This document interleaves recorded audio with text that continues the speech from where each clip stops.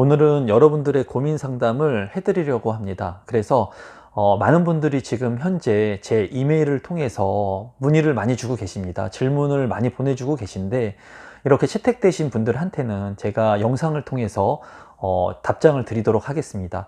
오늘도 제 이메일 주소를 설명란 하단에 제가 남겨놓겠습니다. 그러면 간절하신 분들은 정성껏 메일을 보내주시면 제가 많은 분들한테 도움이 될 거라고 판단되는 그러한 사연에는 제가 영상으로 답변을 해드리도록 하겠습니다. 그럼 오늘의 사연을 시작하도록 하겠습니다.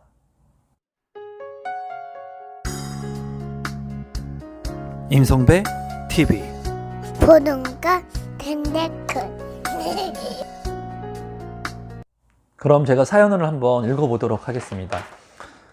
대표님의 동영상을 보고 부끄럽지만 용기를 내어 고민을 말씀드리고자 합니다. 저희는 수원에 살고 있는 40대 맞벌이 부부입니다. 아직까지 자가를 보유하지 못한 채 전세살이만 돌고 있습니다. 결혼 초기에는 자금이 부족해서 현 정부에서는 집값이 떨어지지 않을까? 라는 생각으로 집 구매를 망설였습니다. 아마 많은 분들이 집값이 떨어지지 않을까 하는 막연한 기대 때문에 주택 구매를 아마 못 하시는 분들도 많을 거라는 생각이 듭니다. 근데 최근에 이제 지난달이죠. 6월에 미국의 주택 거래량을 보면은 52년 만에 20%가 넘게 증가를 했다고 해요. 최대폭이라고 합니다. 그러니까 미국 같은 경우에 52년 만에 주택 판매량이 급증을 했다고 해요. 지난달에. 그 이유는 뭐냐면 많은 유동성 자금, 그리고 지금 바이러스 사태 때문에 1,000조를 넘게 푼다고 하지 않습니까? 유럽에서. 그리고 해외에서도 자금을 많이 풀고 있죠. 우리나라도 마찬가지지만. 그런 양적 완화로 인해서 이제 향후에 주택 가격이 화폐 가치가 떨어질 거라는 그런 기대 심리, 그리고 미국의 모기지가 2%대로 최저치로 이제 진입을 했다고 해요. 그러다 보니까 사람들이 많이 주택을 구입하고 있다고 합니다. 통계상으로. 그래서 우리나라 같은 경우에도 지금 현재 많은 양적 완화로 인해서 화폐 가치가 떨어지고 있는 상황이고, 그리고 제가 누누이 얘기하지만 금리가 또 최저금리로 낮아져 있습니다. 그렇기 때문에, 그리고 지금 현재 우리나라 국민들이 주택에 대한 기대 심리가 너무나 크죠. 그리고 그 기존에 인허가를 받았던 물량들이 작기 때문에 내년부터는 주택 공급량이 더 현저하게 감소합니다. 그래서 제가 봤을 때 단기간에 1, 2년 안에 주택 가격이 큰 폭으로 떨어진다? 그런 경우는 쉽지 않을 것으로 보여져요. 근데 이분 같은 경우에 이제 집값이 지속해서 떨어질 거라는 생각 때문에 주택 구매를 아마 못 하셨던 것 같아요. 제가 한번 계속 사연을 읽어보도록 하겠습니다. 최근 살고 싶은 아파트가 있어서 청약을 도전했으나 매번 떨어졌습니다. 게다가 부동산 정책이 자주 바뀌어서 부동산에 대한 피로감마저 있었습니다. 집값 상승에 따른 부담감, 자가 보유자와의 갭 발생 등으로 상대적 박탈감, 우울감이 가득했었습니다. 하지만 어떤 사람과 어떤 생각을 가지고 산다는 것이 무엇보다 중요하다는 말씀을 듣고 다시 한번 긍정적으로 미래를 설계하고자 합니다. 제가 여러분들한테 이제 상대적 박탈감, 우울감 같은 거 느끼지 말라고 말씀을 많이 드리죠.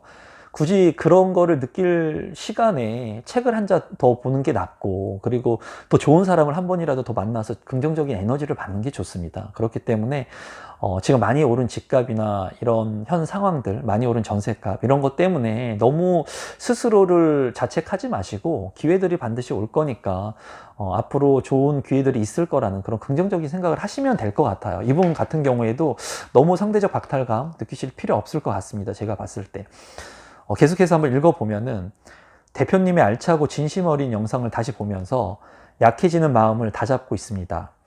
내 집 마련의 필요성도 어느 때보다 여실히 느끼고 있습니다.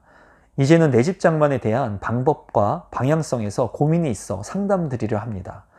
현재 저희는 내 집 장만에 있어서 신축 아파트 청약을 우선으로 해야 할지 아니면 인프라가 구축된 기존 아파트를 고를지 고민입니다. 주거 목적이지만 미래의 가치를 생각할 때 어느 지역이 좋을지도 궁금합니다.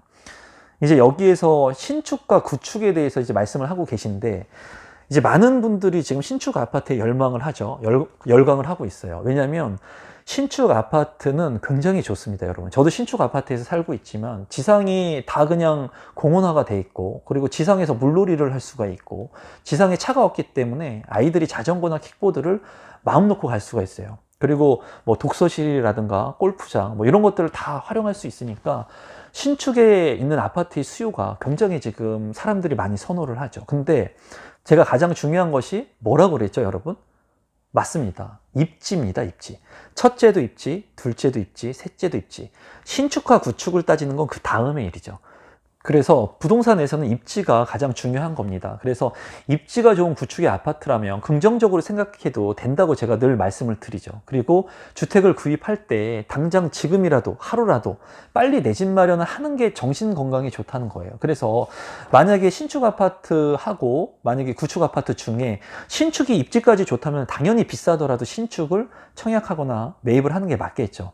하지만은 신축 아파트가 입지가 다소 떨어진다. 그렇다면은 구축의 입지가 좋은 아파트를 선택하는 것도 좋은 방안이 된다는 겁니다. 그래서 이분이 이제 말씀한 거를 좀 보면 이 부분에서 제가 좀 놀랐어요.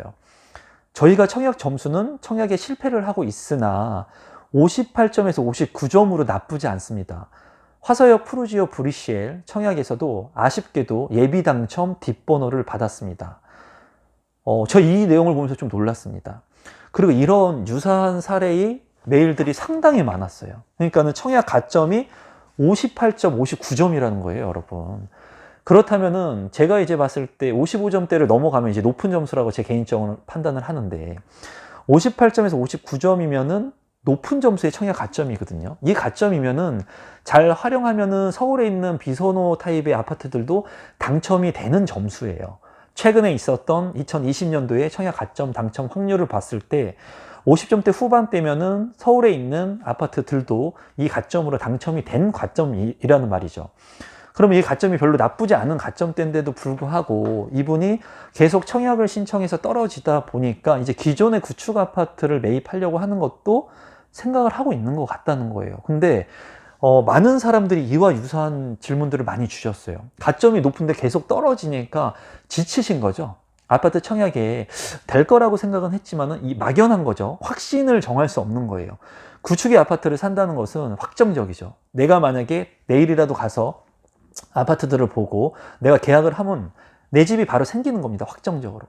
근데 이 아파트 청약 같은 경우에는 미래가 불투명하기 때문에 굉장히 불안해 하시는 것 같은데 이 가점에도 이렇게 청약을 고민하시는 분들이 많다는 걸 보면서 제가 좀 놀라기는 했습니다. 그러면 사연을 다 한번 읽어보고 제가 조언을 드려보도록 할게요. 자산, 결혼기간 등으로 특별공급 신청은 불가한 상태입니다. 생활 거주는 직업 위치상 수원을 우선으로 생각하고 있지만 과천, 하남 신도시도 염두하고 있습니다. 현 상황에서 어떤 선택을 해야지 합리적인 선택이 될지 고민됩니다. 바쁘신 가운데 긴 글 읽어주셔서 감사드리며 대표님의 의견을 기다리겠습니다. 이제 제가 답변을 좀 드려보겠습니다. 이 사연을 제가 채택한 이유는 이러한 사연들을 주신 분들이 의외로 많았어요. 그러니까는 청약 가점이 높은데도 불구하고 제가 봤을 때 구축의 아파트를 살려고 하시는 분들이 있었거든요. 그래서 제가 이제 얘기하는 것은 하루라도 빨리 내 집 마련을 하는 게 좋다고 이제 저는 생각은 하지만 본인이 가지고 있는 그런 상황 중에서 활용할 수 있는 부분들이 있으면 반드시 활용을 해야 된다고 생각을 하거든요. 제가 봤을 때 58점, 59점의 청약 가점을 가지고 기존의 주택을 산다? 이거는 현명한 방법이 아니라고 보여져요. 제가 봤을 때. 무조건 58점, 59점이면 청약을 통해서 신규 아파트, 입지가 좋은 아파트 물량들 중에 비선호 타입이라도 선택을 해서 당첨을 시키는 게 가장 중요합니다. 그래서 제가 보면 이제 수원의 당해 요건을 갖추신 분인 것 같아요. 수원의 이제 브리시엘도 당첨이 됐다고 하는 거 보니까 이 브리시엘이 당첨이 됐었으면 아주 좋았을 것 같은데 너무 아쉽긴 한데 지금 현재 수원에서는 그 매교역 일대의 아파트 분양 물량도 지금 남아있는 분양 물량이 있거든요. 그렇기 때문에 수원에 분양 물량들이 남아있는 것들이 있기 때문에 제가 봤을 때는 그 분양 물량들을 도전해 보는 게 좋을 거라고 생각을 하고 이와 유사한 분들이 많을 겁니다. 뭐 50대 초반의 분들, 40대 후반의 분들, 가점대가. 그래서 좀 애매하게 청약 가점이 애매해가지고 내가 과연 청약을 해야 될지 아니면은 청약 신청을 하지 않고 그냥 기존 주택을 사야 될지 고민을 하시는 분들이 많을 것 같은데, 이제 청약 가점을 더 늘릴 수 있는 부분들을 생각해 본다면, 이제 무주택 그 가점 기간이 1년에 2점씩 늘어나죠. 그리고 청약 통장 가입 기간 연수가 1년이 지날 때마다 1점이 늘어납니다. 그렇다면은 1년이 지날 때마다 청약 가점이 3점씩 늘어나는 거예요. 여기에다가 만약에 자녀가 더 생기면 5점씩 추가로 늘어나는 거죠. 근데 자녀는 별개로 하고 이렇게 1년에 3점씩 청약 가점이 늘어난다는 거예요. 그러면 1년, 2년, 3년이 지나게 되면은 3년이 지나면 9점이나 가점이 늘어나거든요. 근데 이분 같은 경우에 이미 가점대가 고점대를 영역대에 있고 지금 조금 더 시간이 지나면 지날수록 가점이 더 늘어날 것 같아요. 다만 이분은 지금 청약을 해서 자꾸 떨어지니까 좀 지치신 것 같은데, 제가 봤을 때는 조금 더 기다려서 이 수원에 있는 아파트 분양 물량, 그리고 수원 일대가 지금 굉장히 핫하지 않습니까? 지금 수원이 투기과열지구로 지정이 되면서 수원이라고 하는 지역이 다시 곽강받고 있습니다. 수용성으로 이제 지정이 되고 난 후에 투기과열지구로 또 지정이 됐죠. 그래서 이분 같은 경우에는 수원에 있는 아파트 물량을 반드시 청약을 해서 당첨받는 게 좋을 것 같고, 수원이 만약에 안 된다고 하더라도 향후에 이런 대규모 택지 개발 지구의 이제 3기 신도시라든가 그런 것들을 통해서도 당첨 확률을 높일 수 있는 부분들이 있을 것 같아요. 그렇기 때문에 제가 봤을 때는 청약을 통해서 청약 거주지를 지금 옮기는 것도 지금 얘기가 나오고 있는데, 굳이 거주지를 옮길 필요는 없을 것으로 보여져요. 제가 봤을 때 지금 수원이라고 하는 지역에서 분양되는 물량들을 잘 노리셔가지고, 지금 생활 거주도 수원이 우선이라고 하시니까 수원에 있는 그런 아파트 물량에 적극적으로 청약을 하시면 될 것 같고, 반드시 당첨되실 것 같아요. 다만 입지가 좋은 물량들 같은 경우에는 청약 가점이 높아야 됩니다. 60점이 넘어야지 또 당첨이 될 수가 있기 때문에, 만약에 앞으로 분양하는 그런 물량들 중에 입지가 좋은 물량이라면 너무나 좋은 타입의 평면에 청약하기보다는 또 비선호 타입인 탑상형이나 타워형 같은 그런 타입에도 청약하시는 것을 좀 고려해 보시는 게 좋을 것 같아요. 제가 오늘 이 사연을 뽑으면서 이제 구독자분들한테, 그리고 이 구독자분한테 말씀드리고 싶은 것은, 내가 일정 부분의 청약 가점을 이렇게 높게 형성하고 있거나 청약 가점을 늘릴 수 있는, 1년이 지날 때마다 3년씩 늘릴 수 있는 그런 조건을 가지고 계신 분들이라면 이 청약을 통해 가지고 주택 구입을 하는 게 가장 좋은 방법이에요. 이 가점을 활용해 가지고 청약 신청을 하는 게 좋습니다. 나머지 구축이라든가 경매를 통해서, 공매를 통해서 사는 것은 나중에 얼마든지 할 수 있어요.